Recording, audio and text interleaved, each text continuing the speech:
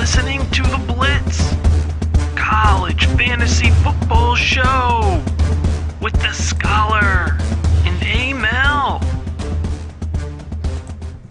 Yes, week 8 of the college fantasy football season. It is rocking and rolling, and welcome to the Blitz with John Laub, the Scolar, and me, Emil Kadlec. John, how you doing? I'm doing great. It's like a second opening day. We have the Big Ten, which the country is just excited about. I'm excited. We got a few extra slides, some more players to talk about. And don't forget, the Mountain West opens up, and there's value in the Mountain West for college fantasy football. So we got you covered. Thanks for joining us tonight, everyone. Yeah, and unfortunately, New Mexico's game got canceled because we had a bunch of outbreak during practice. Good old practice. Anyway, we'll talk about that later. All right, let's get ready for the first slide. Here we go. So we always start with our marvelous matchups for the upcoming week. And today I'm going to look at the games that are not, at first, that are not in the Big Ten or in the Mountain West. Hey, the American Athletic Conference is loaded. It is always loaded with offense. We talk about this conference a lot. Last week we had a classic between UCF and Memphis. I think they combined for 98 points if my memory serves me. So right at the top of the board this week is Tulane at UCF. UCF, if you got them, start them. Put them in your lineup. UCF is a 20-point favorite here, and they're coming off a loss. So I think UCF is going to score a boatload of points. They're not going to let off the pedal off the metal until they put 45 points or more on the board. So from Dylan Gabriel to Marlon Williams to Jalen Robinson, Otis Anderson, Trey Nixon might return, but he's still questionable.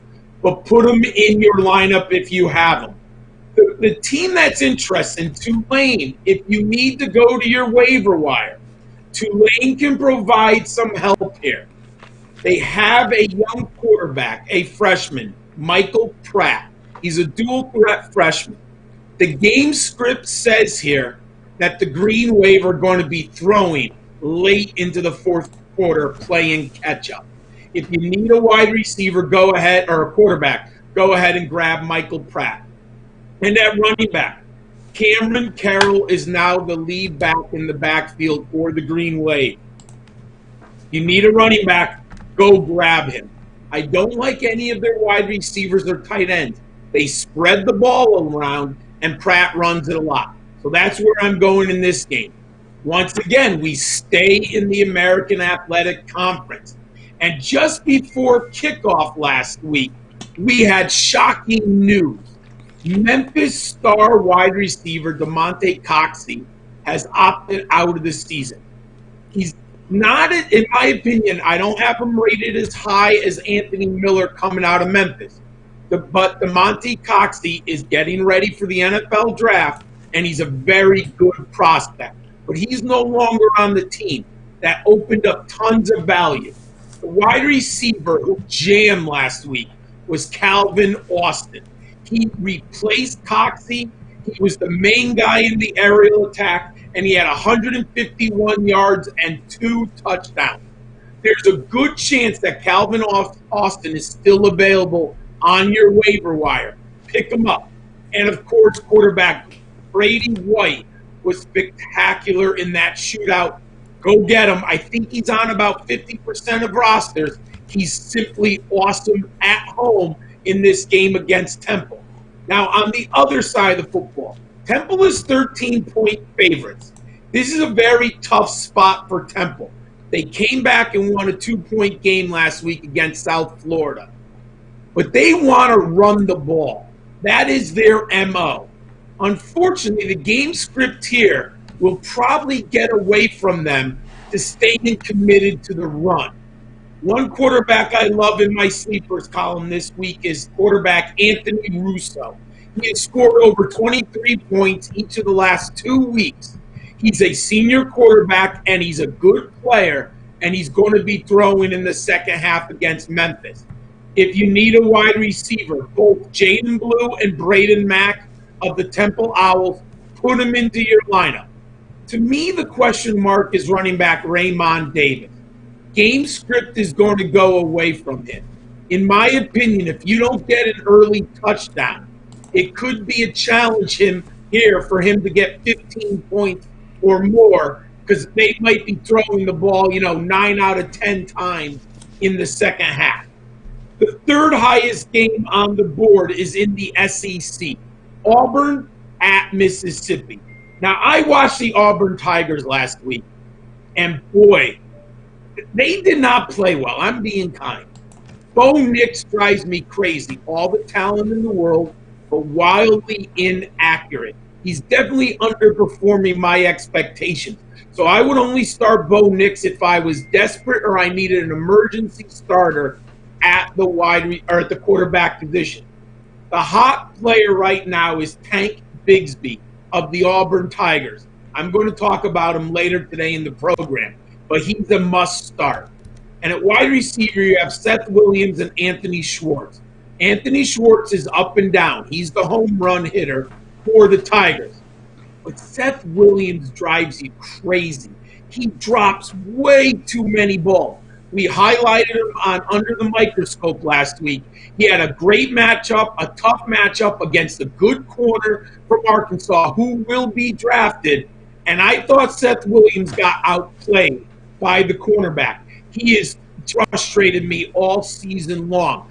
So there is opportunity here with the 70.5 over-under. But I question Auburn here. I question their passing game. I love the running game. And Bo Nix might get you a rushing touchdown because he's a dual threat quarterback. The other side of the ball, Mississippi, they're loaded. Jerron Ely is one of the best running backs that no one is talking about in college fantasy football. He should be started in all leagues. Elijah Moore, the wide receiver for the Rebels, is simply fantastic. The tight end, Kenny Yoba, he's got to be started. I like him also. And Matt Corral was playing great football until last week when the Rebels got stymied. Put him in your lineup this week. I like them. Hey, we have a 70 over-under in the SEC. There's going to be points on the board here. Now, my favorite under-the-radar game this weekend, Georgia State at Troy in the Sun Belt Conference. There is so much fantasy goodness here. I've watched the Georgia State quarterback, Cornelius Brown, in 3 games. They've been on TV because, remember, we've had so many conferences not playing. So we've been able to see other players, other teams, more than we normally do. In the last 2 games, Cornelius Brown has thrown 6 touchdown passes and rushed for 2 touchdowns. He has over 100 yards rushing and nearly 600 yards passing. I like Cornelius Brown, the Georgia State quarterback here, an absolute ton. Now, their running back, Destin Coates, he did not play last week, and he's probable. So he's someone that you're going to have to see. I think he's going to play, but we're not guaranteed. Now, the wide receiver you want for Georgia State is Sam Pickney. I had him as a sleeper last week, and he scored 3 touchdowns. I like him again in this matchup. If you need a wide receiver for tomorrow, pick up Sam Pickney of the Panthers. And Troy. They're going to put points on the board here. I've identified as a sleeper Gunnar Watson. He's a quarterback you're going to want to put into your lineup. Gunnar Watson deserves to be started. And then you have running back is a little bit of committee, but if you need one, B.J. Smith is probably the player you want. And their big receiver is Kalen Geiger.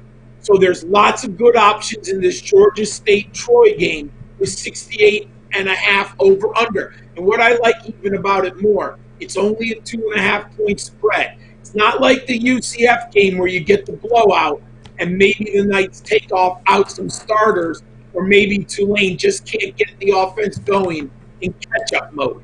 Troy and Georgia State, all their starters should stay in the game all 4 quarters.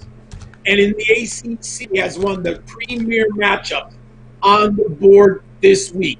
Virginia Tech at Wake Forest. People are not talking about this because there's a lot of good offenses. There are a lot of players in this game. But the Hokies and the Demon Deacons both trot out very good offenses here. If you need some help, Hendon Hooker, quarterback, might be available for the Hokies. Go grab him. Ian Robinson and Trey Turner, the wide receivers on Virginia Tech, you can put them in. And one of the best tight ends in college fantasy football this year has been James Mitchell of Virginia Tech. I like all those players. And on the Demon Deacon side, they're 10-point dogs at home. So they're going to be playing catch-up and scrambling to put points on the board. Sam Hartman, the quarterback, is available. Put him in your lineup. And they have two running backs that you might like, Kenneth Walker and Christian Beal-Smith. You can look at those two running backs for the Demon Deacons. And we're going to talk about some of their wide receivers later. But those are the Scholars' marvelous matchups. If you need help or you have decisions in your starting lineup, those players can help you this weekend. Well, I tell you what, John, it's really tempting to start a quarterback named Gunner. I love it. It's a great name, right? It's almost like his parents knew he would be a quarterback, right? Maybe so. I'm sure there's a story there. We'll have to look it up, but that's crazy. All right. Well, I'll tell you a little backstory. He's a big-time hunter from Alabama. He grew up as a hunter in a big family. His dad's a big hunter, so he's been hunting his whole life. So maybe something with that. But, yeah, it's a perfect name for a quarterback. Crack up. All right, slide number 2. Now I'll give you the Big Ten and Mountain West matchups. Obviously, the country's going to be watching Michigan and Minnesota on Saturday night. But Michigan has a stout defense, and their offense isn't very good. So in college fantasy football, we're always looking at the highest over-unders. So even though I'm excited about Michigan and Minnesota, there's not necessarily as much fantasy goodness. And Michigan also has a new quarterback. So there's some question marks there. So they don't make the big board. But where we have points galore in some of these other games. Nebraska and Ohio State. 68 over-under with Ohio State as a 26-point favorite at home. We have a Heisman favorite in the summer, but we know that Ohio State hasn't played a game yet. But Justin Fields is a top 2 NFL quarterback prospect. He is simply an amazing player. The Buckeyes are loaded. Now, they have turnover on offense. They have new wide receivers stepping up. They had a lot. As always, Ohio State the Buckeyes have players who go in the NFL draft. Chris Olave and Garrett Wilson. Those are the 2 wide receivers you should be watching and looking for tomorrow. Very good. They also have a new running back. J.K. Dobbins is with the Ravens. Trey Sermon, the transfer from Oklahoma, comes over to Ohio State. But they also have an incumbent runner, Master T.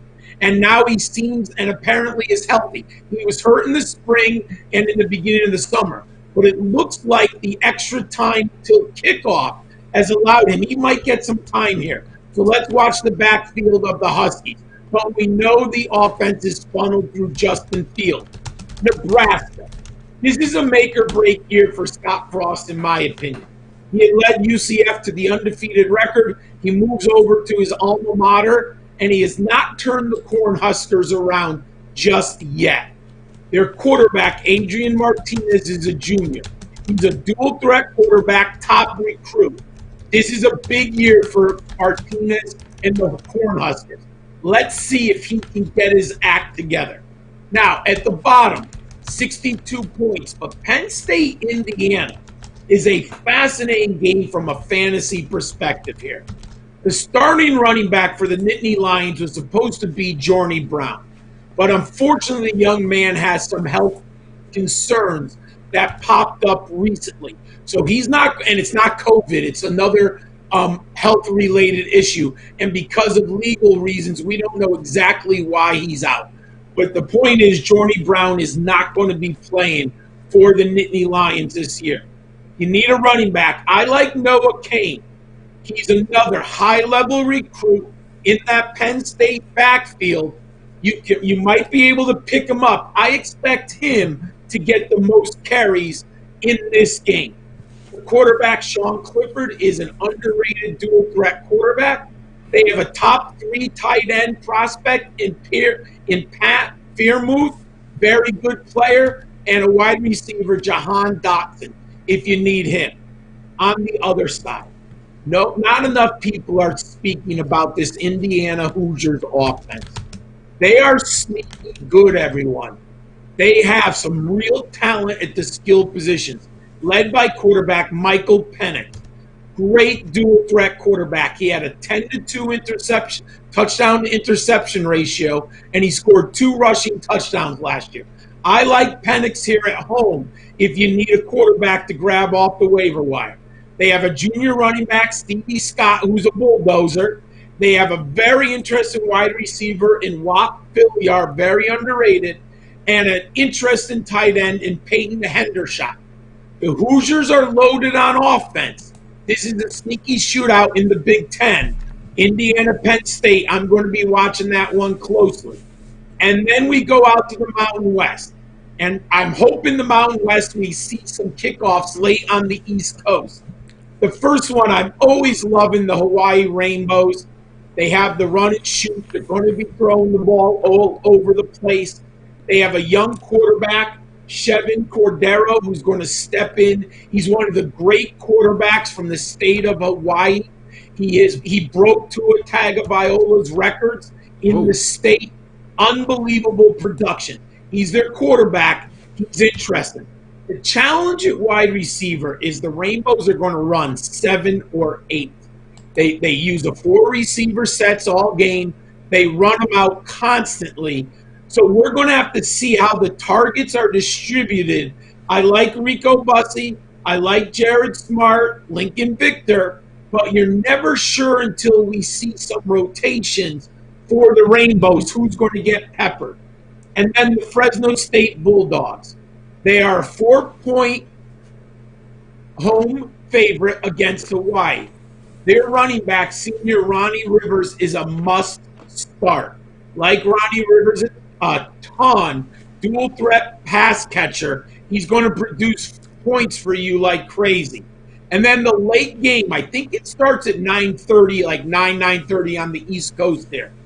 Air Force, which runs that, hybrid wishbone offense, they're there, and it's frustrating. They have the quarterback, but they don't have a star who's going to score the touchdowns. Hayden Rensburg is the number 1 running back. Timothy Jackson gets carries in the backfield. Don't love any of their wide receivers this early in the season. Let's see how it plays out. What I'm really interested in is San Jose on their offense. They have some interesting players. Nick Starkel is a transfer. He should be the quarterback. They have 2 very good wide receivers, Trey Walker, I'm going to talk about shortly, and Bailey Gaither. This is an interesting, sneaky game here. Air Force, San Jose State, and there's options on the waiver wire for college fantasy football players. Fantastic. You ready for the next slide? Absolutely, my friend. There we are. Are under the microscope. Who am I watching? And I'm targeting 4 players this week. I usually give you 2, but because the Big Ten started, I'm going to give you 2 bonus players. The first player is getting a lot of attention recently. Khalil Herbert, the running back of Virginia Tech. Senior, 5'9", 212-pound transfer from Kansas. Last year at Kansas, he had a very nice season. He averaged 8.9 yards per carry. But he was hurt, so he only ended up with 43 carries. He transferred into Virginia Tech, Emil, and he has become a star for the Hokies. He's actually on the early Heisman list. Check these numbers out. He is averaging 9.7 yards per carry. 9.7. That's incredible. And it's incredible. And the best thing about it is he's playing all teams in the ACC. He has not had one cupcake game. He's playing against some of the best competition. Now, he hasn't played Clemson yet. I get it. But it's not like he's against FCS opponents or group of 5 opponents. His rushing totals in the 4 games are silly. 104, 207, 138, 143. He hasn't even earned over 20 carries a game. 5 rushing touchdowns and 1 receiving touchdown. If Khalil Herbert goes out against Wake Forest, and we just talked about him in the over-under, if he goes out and has another 140, 150 yards and scores another 2 touchdowns, he's going to start getting Heisman conversation talk, especially if they winning. Now they're 3-1, the Hokies. So Herbert's got to keep this team winning to be in the conversation. But I do see him now getting NFL draft buzz. People are starting to look at the film and analyze him more. Khalil Herbert is interesting. He's under the microscope for me tomorrow. And then the other one, I talked about him in the San Jose State game against Air Force.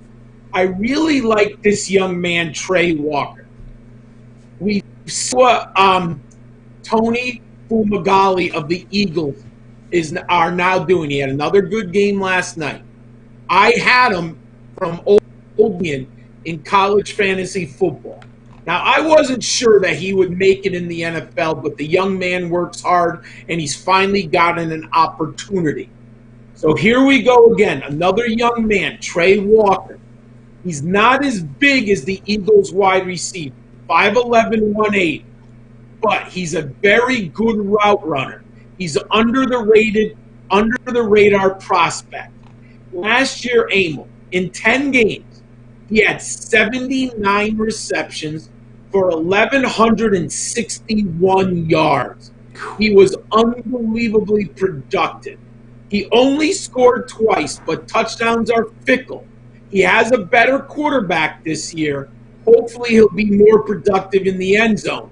But I'm also watching Trey Walker of San Jose State closely tomorrow. Fantastic. All right, off to the next slide. And I have to give everyone 2 Big Ten players that I'm fascinated by. Rashad Bateman is one of my top 2 wide receivers in this draft class. Absolutely enjoy watching this young man play football. And the skill set is unbelievable, Emil. 6'2", 210-pound wide receiver. Last year he played with Tyler Johnson for the Golden Gophers. This year he is an alpha dog clearly. But in 2 seasons on campus with Tyler Johnson, who now plays for the Tampa Bay Buccaneers, Rashad Bateman has 111 receptions for 1,923 yards and 17 touchdowns already. Rashad Bateman last year was first team All Big Ten and Big Ten Receiver of the Year. He has caught at least 1 pass in all 26 games for the Golden Gophers. This young man has a first-round grade from me right now. Whoa. And why I like tomorrow, he has a great and difficult matchup with the Michigan Wolverines. Michigan always plays good defense under Harbaugh. Michigan can rush the passer, and they can defend in the back. So I'm looking forward to this game within the game. Rashad Bateman versus this Michigan Wolverines secondary. But this is a potential first-round draft pick.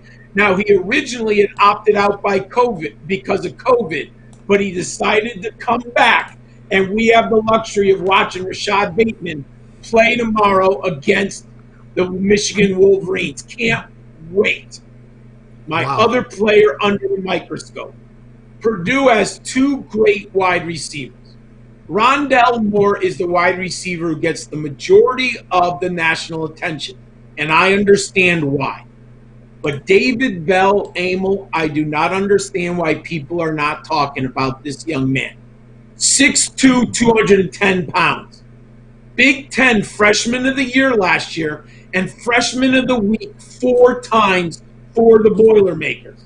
The Boilermakers have had back-to-back superstars who were freshmen in Rondell Moore and David Bell. Unfortunately, Rondell Moore is not going to play tomorrow. So David Bell has the passing attack. He's clearly the number one pass catcher tomorrow against Iowa. Again, another good game because Iowa can play defense. Last year, he had 86 receptions as a freshman for 1,035 yards and 7 touchdowns. Can't wait to see David Bell and Rashad Bateman tomorrow. They are my two players in the Big Ten under the microscope. Beautiful. All right, off to the sleepers.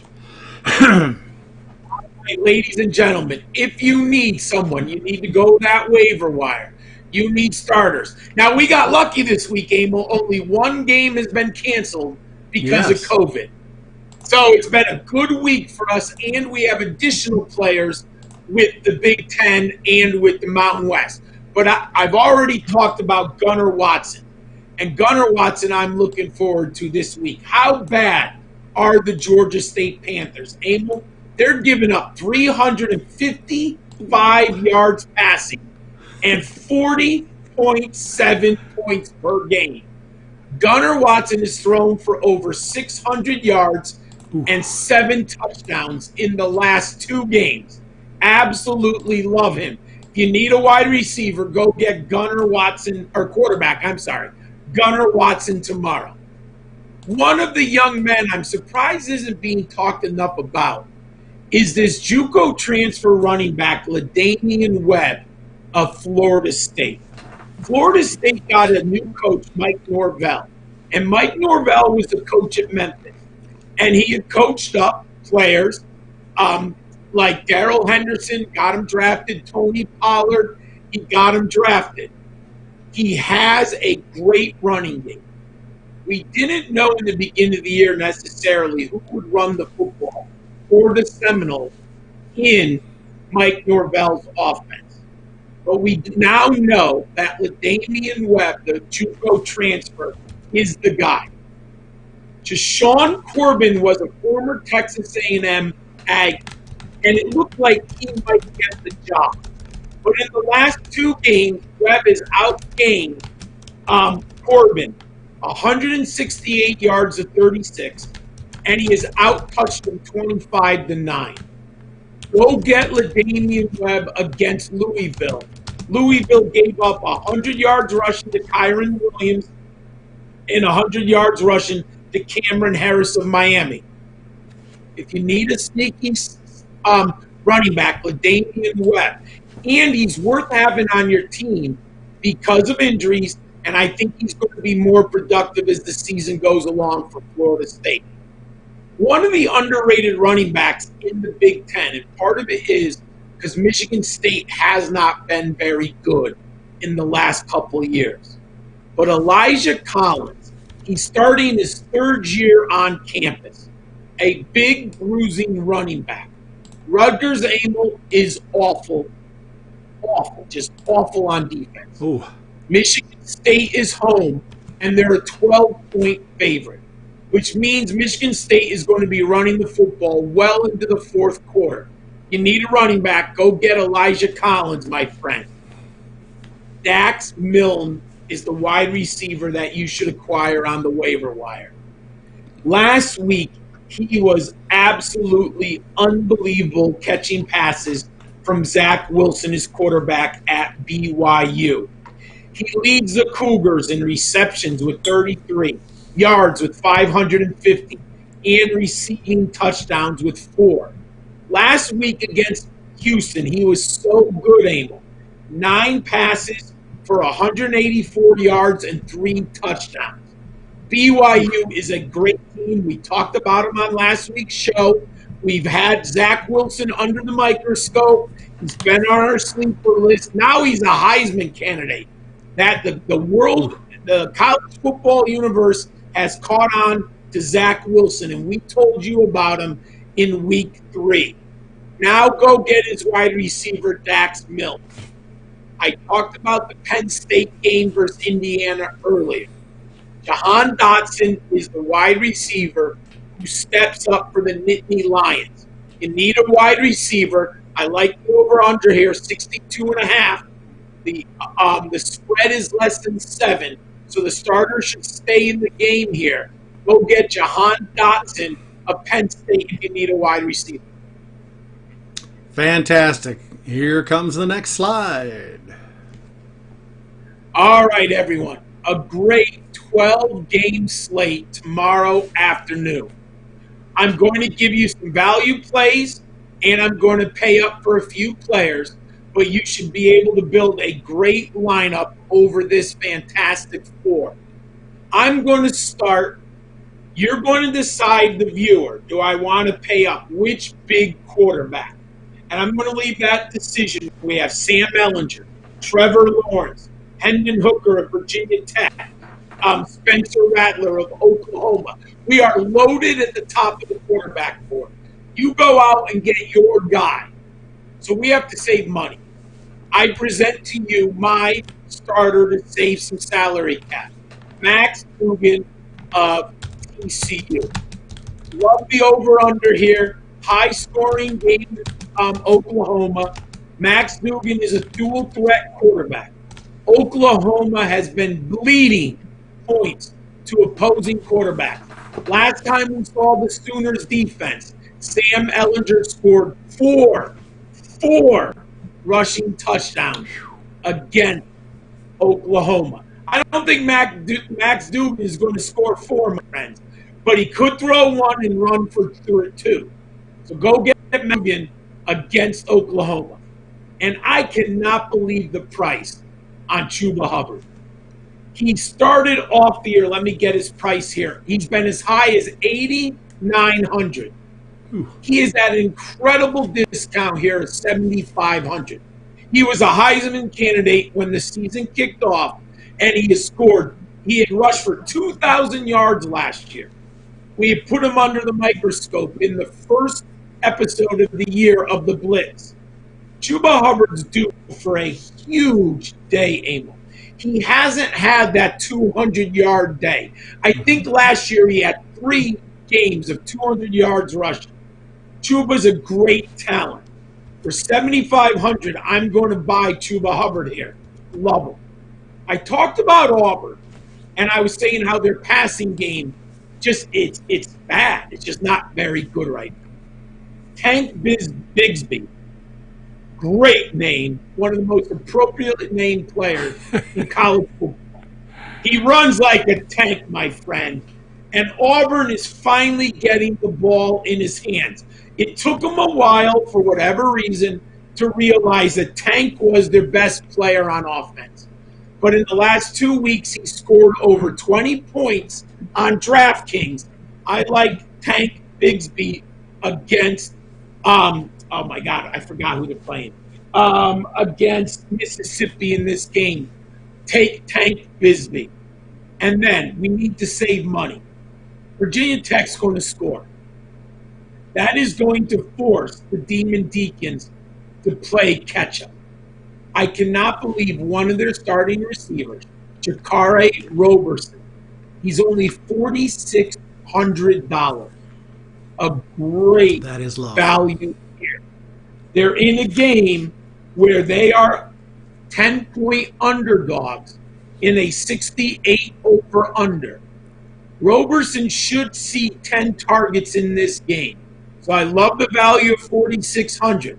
That is my fantastic 4. You can build a real nice lineup around these 4 players in tomorrow's afternoon slate. Beautiful. The next slide.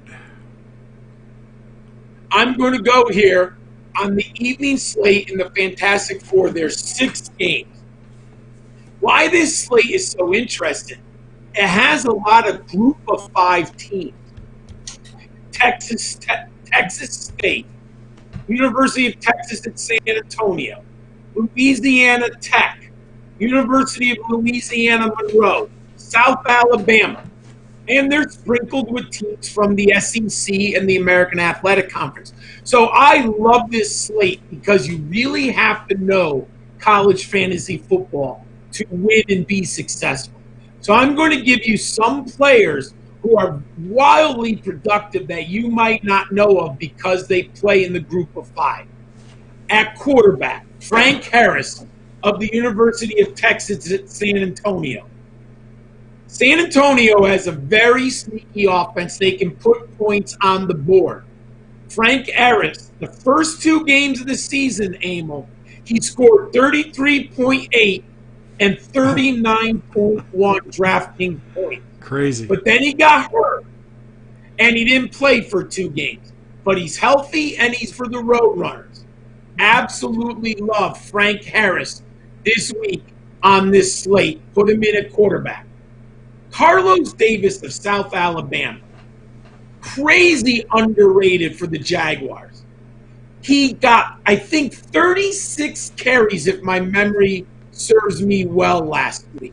Carlos Davis is the workhorse in this backfield. He should have another 25 carries because University of Louisiana Monroe, their opponent, is one of the worst run defenses in the nation. They are bottom 5. The Jaguars are going to pound the football at home against the University of Louisiana Monroe. Put Carlos Davis in your lineup for 6,000. I want a piece of that SMU offense. They lost their number 1 wide receiver, Reggie Roberson.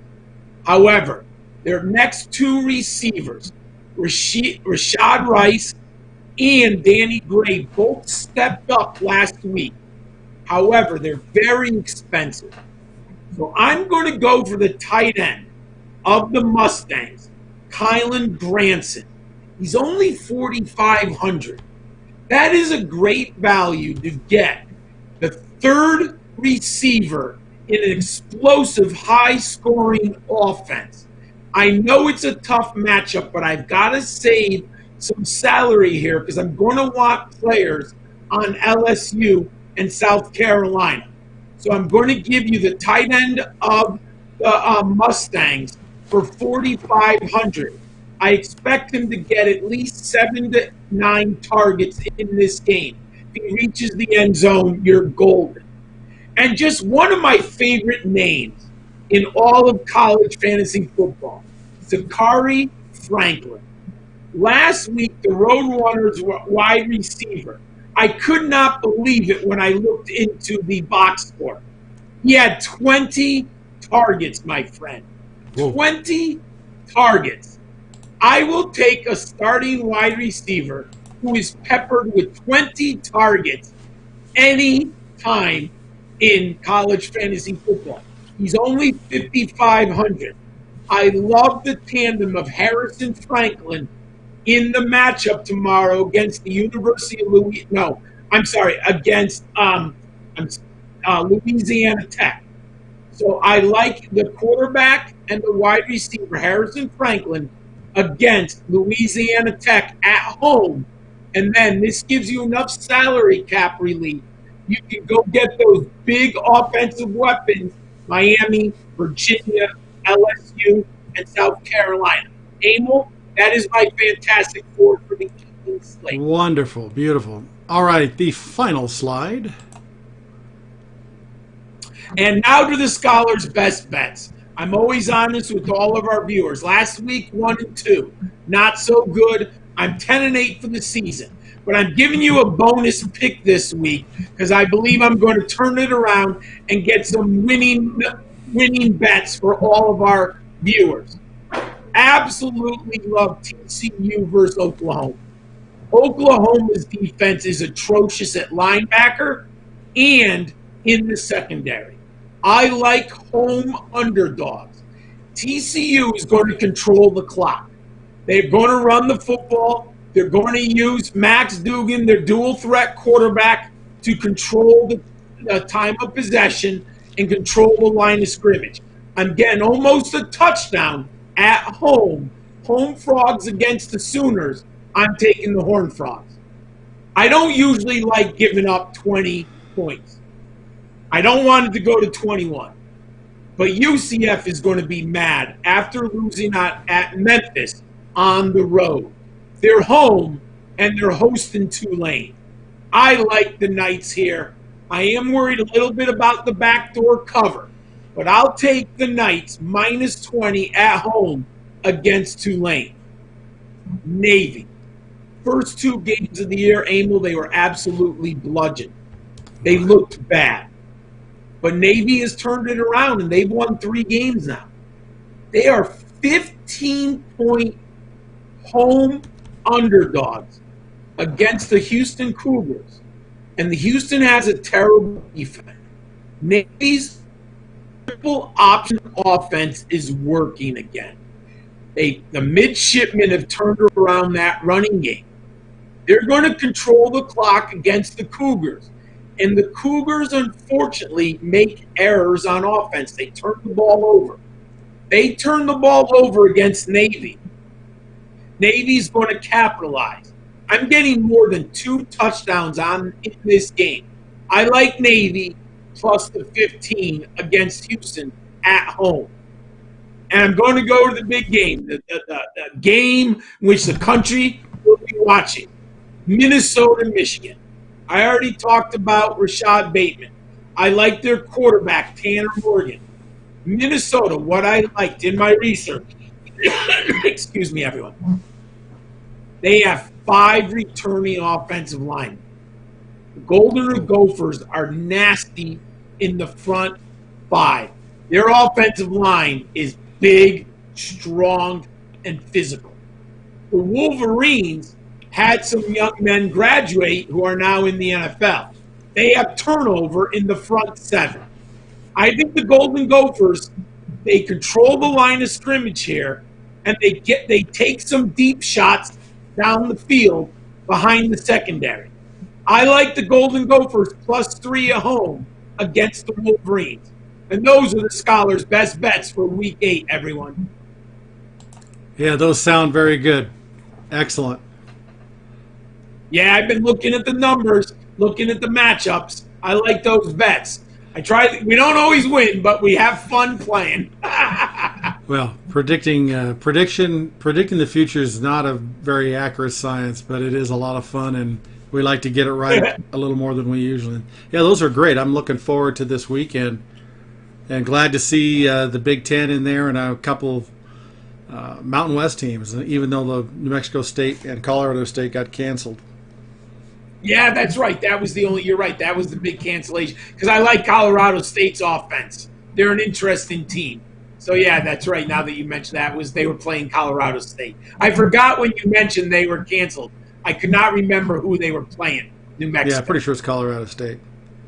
Yeah, it is. Well, when we went to practice, a week ago or whatever, we immediately had about 8 COVID positives, and we shut down practice, and then we eventually canceled the game. So hopefully next week. Yeah, hopefully we can talk about them next week, my friend. Yes. Well, fantastic. Great show.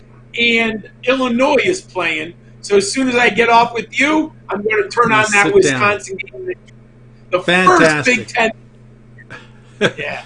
Great. All right. Good luck, and everybody good luck, and we will see you next week. Or actually, we'll see you tomorrow night on DFS, same time at 7 Eastern Time. Not the same time, a little earlier.